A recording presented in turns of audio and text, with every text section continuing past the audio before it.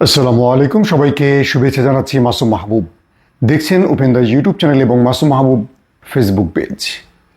আগামীকালকে বাংলাদেশের সবচেয়ে বৃহৎ জনসভা হতে যাচ্ছে জামাত ইসলামের।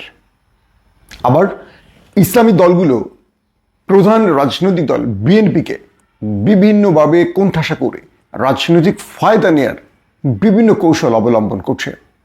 একদিকে এনসিপি তারা সারা দেশে জুলাই পদযাত্রা করছে, পাশাপাশি বিএনপিকে একটি ফ্রেমের মধ্যে আটকে রাখার নানান রকম কর্মকৌশল ঠিক করছে ইসলামী দল এবং বিএনপি বিরোধী রাজনৈতিক দলগুলো।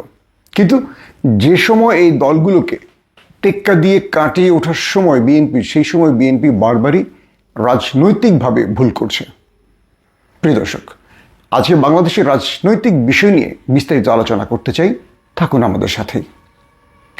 প্রথম কথা হলো, আমরা মিটফোর্ডে যে ছেলেটিকে সোহাগ প্রকাশ্যে পাথর দিয়ে তাকে হত্যার দৃশ্য দেখেছি।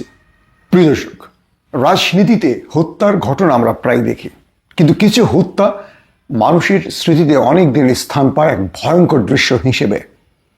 আমরা যদি নারায়ণগঞ্জের 7 মার্ডারের কথা মনে রাখি, আমাদের চোখের সামনে ভেসে আসবে তারেক, সাইদ কিংবা সাম্প্রতিক সময়ে জেলে ঢোকা সেই জিয়া, কর্নেল জিয়ার নামটি।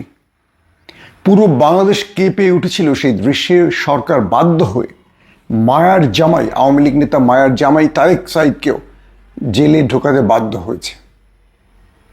কিন্তু এরকম বহু রাজনৈতিক হত্যা হয়েছে, সরকার সেগুলো দৃষ্টি অগোচর, মানে মানুষের দৃষ্টির আড়ালে কিংবা সেগুলো বেশি আলোচিত বা চাঞ্চল্য সৃষ্টি করতে পারেনি। তো রাজনীতিতে এই চাঞ্চল্যকর হত্যাকাণ্ডের পেছনে থাকে অনেক রকম ব্যাকগ্রাউন্ড। অনেকে বলছেন এই হত্যাটি বিএনপি ঘটিয়েছে, এটা ঘটেছে, সেটা ঘটিয়েছে। আমি সেই বিশ্লেষণ আগে সংক্ষিপ্ত এক লাইনে বলি। যদি এই হত্যাটি বিএনপির নিজস্ব কোনো চিন্তা থেকে আসতো, এই হত্যাটি এইভাবে প্রকাশ্যে পাথর দিয়ে হতো না।